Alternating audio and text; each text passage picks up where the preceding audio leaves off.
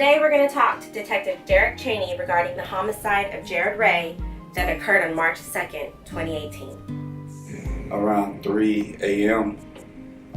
At 310 Technology Boulevard, the Cowboy Red River Club. The victim, Jared Ray, was involved in an altercation with a Latin male. At some point during his altercation, the Latin male ended up striking Mr. Ray with his vehicle. Mr. Ray was transported to the hospital and he later passed away on March the 8th. Could you tell us about that particular day? Sure. It was early in the morning. I was asleep and my nephew came to my room door and said that there is a police officer looking for my son, Jared. So I went to the door, spoke with the North Richland Hills police officer who told me that there was an incident and the Dallas Police Department was looking for my son. He said that something happened. My son may have been injured. I was told what location he was at the hospital. Went to Parkland, saw my son there as they was prepping him for surgery. What kind of person was he? I'm not yet at the point where I'm speaking in past tense, so I could tell you the type of person he is, and he's an amazing young man, full of life, joy. He walks into the room and you know he's there. Charismatic, love people, doesn't discriminate. He's always been a pleasure to be around with from day one. If you could speak to the person that did this, what would you say to him? God have mercy on your soul. For those that witnessed what happened, whatever information you have, please come forward. Don't be shameful, don't be shy, regardless of the time that has elapsed. Do what's right. It could be you tomorrow. It could be your loved one, your family member tomorrow.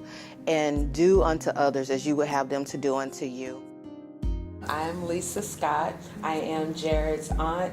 And Jared and my son Mark, they were cousins, but they were actually raised as brothers. And they were there for each other. When Jared was in the hospital, Mark stood there over Jared and he was like, "Come on, Jared, come on back, come on back." He talked to him and he begged him to come back. And so witnessing that, it really solidified in my mind the relationship that they had together. My name is Dale Wiggins and I'm Jared's uncle. And I just want to say to the person that done this to my nephew, try to have some sympathy in your heart and come forward so we can have some type of closure, because it's hurting me right now. I'm Lola Ray, Jared's loving grandmother. I loved him. I do love him. And we were very close because Jared had been around since he was a baby. And he was there with me the night that he left. And I miss him dearly. I am Rickera Eliza Ray Chisholm. As I stated boldly and proudly at my son's service, I am the proud mother of 3, and no one will take that away from me, because my son will forever live on. In Jesus' name.